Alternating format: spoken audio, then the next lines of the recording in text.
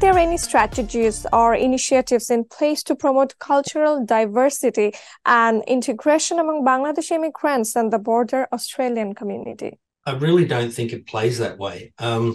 It's not about subculture or culture. It's about skill set. I really don't believe, there's a lot of argument in the various forums and online that there is a cultural element. And I truly don't believe that, having been a migration lawyer and a registered migration agent since 2007. In my, 16 years of experience, I've never seen immigration discriminate on the basis of race or subculture or whatever. It's not really about that. It's simply about, do you meet the visa criteria? If you meet the visa criteria, immigration will grant. Now, obviously they get it wrong, and there are biases within the immigration department. We see that constantly. But it's not a cultural thing. I really honestly don't believe that. Okay, then how does the government plan to address any challenges that concern related to immigration from Bangladesh, such as visa processing time, fraud prevention, or other issues maybe arise? Okay, let me see if I can take the fraud prevention first. I think I've already addressed that earlier in my commentary, where I expressed that much of the delay in visa processing is around management of fraud. And there are certain countries that are more risky than others. And those countries, as a result of that they are put under more scrutiny than others. And as a result of that, their visa application times may be longer than others.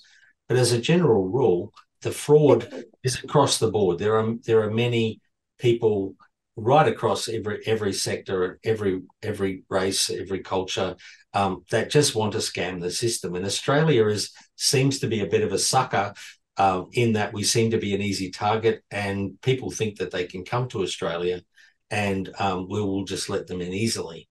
And in fact, that's not the case. Our border force teams, our home affairs teams are right across all of this, and they're very familiar with the standard scams that are in play. Every day, the 3,000 registered migration agents in Australia and the several thousand migration lawyers bang on immigration's door and scream at them from the top of our lungs, fix the visa processing times. And I think, I hope I answered that question earlier, but yes. I'll reiterate. Since the Labor government came to power, and please, I'm not political in any way. I'm just apolitical. But since the Labor government came to power, there were 1 million visa applications in the queue. They've got that queue down to 500,000, and in under a year or close to a year.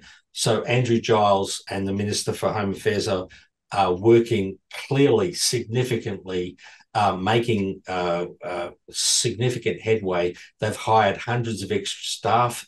And so those visa times, those visa processing times that we watch daily are significantly reduced. And absolute hats off to the current government for getting on top of what was a very difficult problem.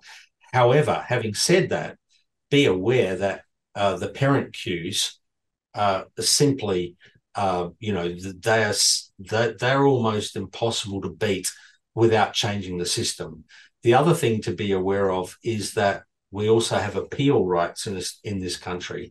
So if you apply for a visa and you're refused, you have appeal rights to a tribunal. The tribunals in Australia currently have over 70,000 applications in the queue. They have 100 members who can manage maybe one case a day. Average appeal times in Australia are around the 3-year mark.